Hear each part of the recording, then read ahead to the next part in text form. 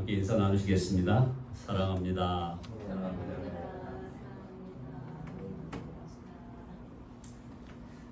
말씀을 쭉 이어져 가는 가운데 사도 바울의 옥중 서신을 쭉 다루고 있습니다. 대표적인 골로새서의 3장, 에베소서에서의 6장, 그리고 이제 오늘 빌립보서에서 그 유명한 1장의 천국 소망에 대해서 말씀을 함께 상고해 보겠습니다. 코로나가 아주 극성을 부립니다. 현재 전 세계적인 상황은 확진 환자가 780만 명이 넘었고요. 사망자 숫자가 43만 2천 명이 넘었습니다. 그 가운데 미국이 11만 5천 명이 넘었습니다. 사망자입니다. 이게 한낱 이 미생물 앞에서 무력해지는 인생들을 보게 됩니다. 그래서 드디어 이제 온 인류는 죽음을 묵상하게 됐습니다. 예수님이 십자가에서 돌아가시던 바로 그 다음 날 한 친구가 아리마대 요셉을 다그쳤습니다. 자네 미쳤나? 비싼 돈 들여 새로 단장한 그 아까운 무덤을 예수에게 내주다니. 친구의 핀잔에 아리마대 요셉이 대꾸합니다. 걱정 말게 친구. 주말에 딱 사흘간만 잠시 빌려 쓴다고 했어.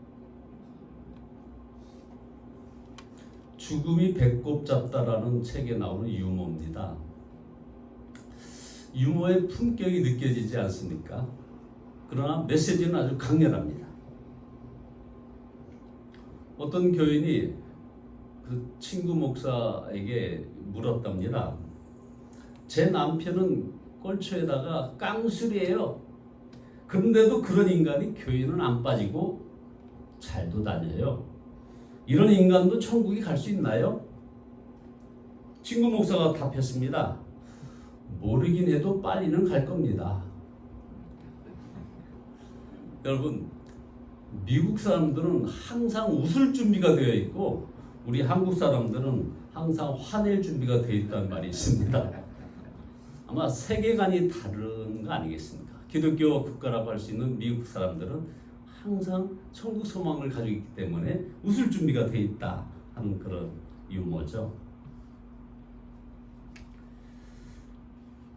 제가 지금까지 쭉 살아오면서 가장 순수했던 신앙의 그 열정이 있었던 때는 그걸 다른 말로 말하면 전도의 열정이겠죠. 고등학교 3급반 시절이 아닌가 싶습니다. 한참 1973년에 빌리 그레함 전도대회 거기에서 엄청 남산에서 은혜를 받았고요. 그 다음에 이어서 1974년에 여의도에서 엑스플로 74가 있었습니다. 정말 제 인생에 성령이 폭발처럼 일어났던 놀란 시기에 저는 그때 전도에 불이 붙었었습니다. 그래서 서울역에 가서 시간을 기다리는 사람들 앞에 붙잡아 놓고 사형리를 펼쳐대고 구원의 영접 기도를 하지 않으면은 놔주지 않을 열정이 있었던 그런 때였습니다. 그런데 이 열정이 어느 날 친구의 이 질문 앞에 딱 멈춰버렸습니다. 하도 친구들한테 전도를 하다 보니까 친구가 이렇게 응답을 합니다. 그리고 질문을 합니다. 천국이 있다며? 그러면 죽는 것이 좋겠네? 이 질문 앞에 제가 그때는 답을 못했습니다. 그렇게 좋은 데를 나 혼자 간다. 이거 참 문제였죠. 솔직히 당황했습니다. 죽는 것은 가장 어떤 면에서 불행한 것이고 두려운 것인데 죽는 것이 좋다니 이게 말도 안 되는 말이었기 때문이죠. 그래서 그다음부터는 이제 전도하기가 두려웠습니다. 당장 죽어도 좋겠냐 하는 이 질문에 대답할 자신이 없었기 때문입니다. 그런데 지금은 천국이 있으니 죽는 것도 좋으냐 하면 주저 안 하고 그렇다라고 답을 할 것입니다. 천국이 있으면서도 죽는 것은 두렵다는 것은 이것을 교리로만 믿기 때문에 그런 것입니다. 이 신종 코로나 바이러스 19는 인간이 얼마나 미약한 존재이며 죽음이 멀리 있지 않다는 것을 우리 인간들에게 깨우쳐 줬습니다. 한낱 미생물 앞에서 한없이 초라해진 인생들이 이제 드디어 죽음을 묵상하게 된 것입니다. 우리가 예수님을 믿는다 해도 교리적으로만 믿으면 행함이 따르지 않는 그런 죽은 믿음이 되어버립니다. 십자가의 은혜로 속죄함을 받았다고 하면서도 다른 사람을 용서하지 못하는 그런 속죄의 교리를 믿었기 때문이죠. 예수님이 나와 함께 하심을 믿으면서도 염려가 사라지지 않는 이유는 도대체 무엇입니까? 은밀한 죄를 이기지도 못하는 것, 이것은 또 무엇일까요? 단순히 기독교를 교리로만 믿었기 때문이 아닙니까? 교리로만 믿으면 이제 오늘 우리의 말씀의 핵심인 천국 소망을 가졌다 하면서도 죽는 것이 두려워지는 것입니다. 그러나 살아계신 예수님을 알고 주님과 동행하는 사람은 죽는 것이 두렵지 않습니다. 오늘 본문에서 사도 바울은 죽는 것이 유익하다고 했습니다. 빌립보서 1장 21절에 이는 내게 사는 것이 그리스도니 죽는 것도 유익함이라. 내가 그 둘 사이에 끼었으니 차라리 세상을 떠나서 그리스도와 함께 있는 것이 훨씬 더 좋은 일이라 그렇게 하고 싶으나 하는 말씀이 있습니다.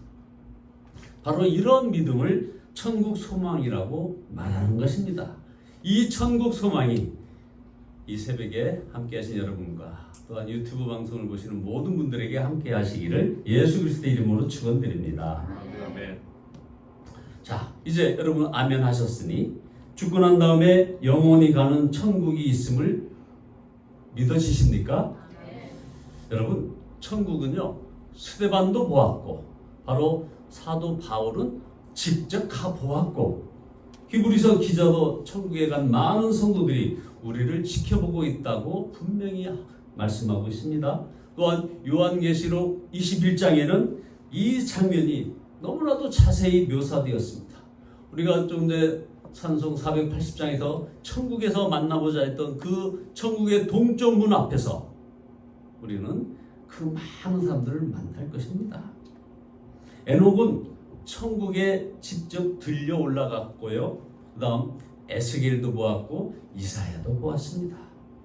무엇보다도 중요한 것은 바로 우리 예수님의 증거입니다. 우리 예수님은 항상 천국을 보면서 말씀하셨습니다. 여러분 혹시 잊지는 않으셨습니까? 우리 예수님은 항상 천국을 말씀하셨어요. 그러므로 천국에 대한 분명한 믿음이 없으면 예수님을 믿는다고 얘기할 수 없는 것이요. 예수님의 말씀을 정확하게 이해하기 어려운 것입니다. 그러나 천국 소망을 가진 자에게 나타나는 가장 중요한 표징이 있습니다. 그것도 드러나는 그 표징이 뭘까요? 바로 기쁨입니다. 예수님께서는 천국을 소유한 자의 기쁨에 대해서 마태복음 13장 44절에서 이렇게 말씀하십니다. 천국은 마치 밭에 감추인 보화와 같으니 사람이 이를 발견한 후 숨겨두고 기뻐하며 돌아가서 자기 소유를 다 팔아 그 밭을 사느니라. 아멘. 여러분 보화를 발견한 농부가 얼마나 기뻤겠습니까? 천국을 소유한 자는 이렇게 기쁘다는 것입니다. 이제 사도 바울은 이제 곧 순교의 날이 다가오는 그 로마 감옥에 있으면서도 기뻐하고 또한 기뻐하리라 한 것은 바로 예수님께서 말씀하신 이 보화를 발견한 농부의 기쁨을 사도 바울이 가졌기 때문입니다. 그래서 죽음 앞에서도 기뻐할 수 있는 것이 구원받은 모든 성도인 것입니다. 이 죽음 앞에서 기뻐함을 나타낸 가장 대표적인 사례로 인용되는 사람이 바로 독일의 신학자인 디트로이트 보네퍼의 죽음입니다. 이 보네퍼는 2차 세계대전 중에 독일의 수용소에서 나치에게 항거하다가 그 유명한 히틀러 암살 음모 사건이 실패하면서 거기에 가담했던 모든 사람들이 이제 감옥에 갔고 거기에 대표적인 사람이 바로 보네퍼를 이제 사형 집행을 하려고 하는 상황입니다. 어느 날 간수가 문을 두드리고 들어오는데 이 보니파는 즉감적으로 이것이 자기의 마지막이라는 것을 알았습니다. 그는 벌떡 일어나서 감옥에 있던 자기 동지들에게 이렇게 그 유명한 인사말을 남깁니다. 동지 여러분, 이제 나에게는 죽음이 왔습니다. 그러나 기억하십시오. 이것이 마지막이 아니고 시작입니다. 주께서 나를 위해서 예비하신 아버지의 집에서 만날 때까지 여러분 안녕히 계십시오. 이렇게 마지막 인사를 하고 감방을 나서는 그에게서 놀라운 그 신앙의 거장의 평안과 기쁨이 넘쳐났던 것입니다.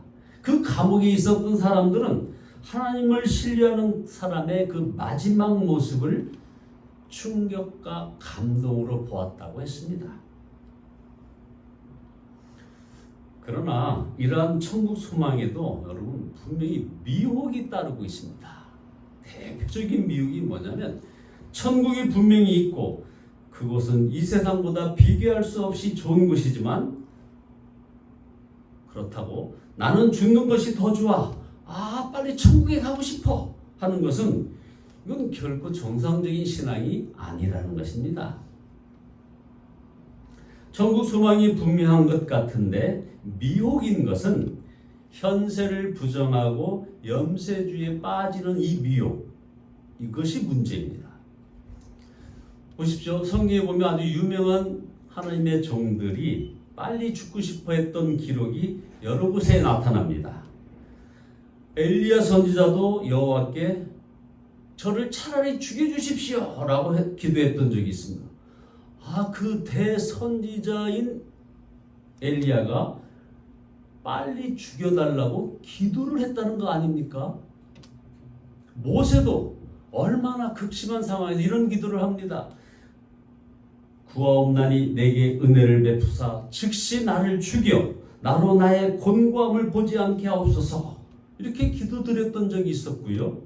요나도 여호와여 원컨대 이제 내 생명을 취하소서 사는 것보다 죽는 것이 내게 나음이니이다 라고 기도했던 적이 있었습니다. 근데 여러분 하나님은 그 기도를 들어주셨습니까? 들어주시지 않으셨습니다. 이 세상이 힘들다고 천국으로 데려가시는 것이 하나님의 뜻은 아니기 때문인 것입니다. 진정한 소망은 언제 죽나 하며 죽는 순간을 기다리며 사는 것이 결코 아닙니다.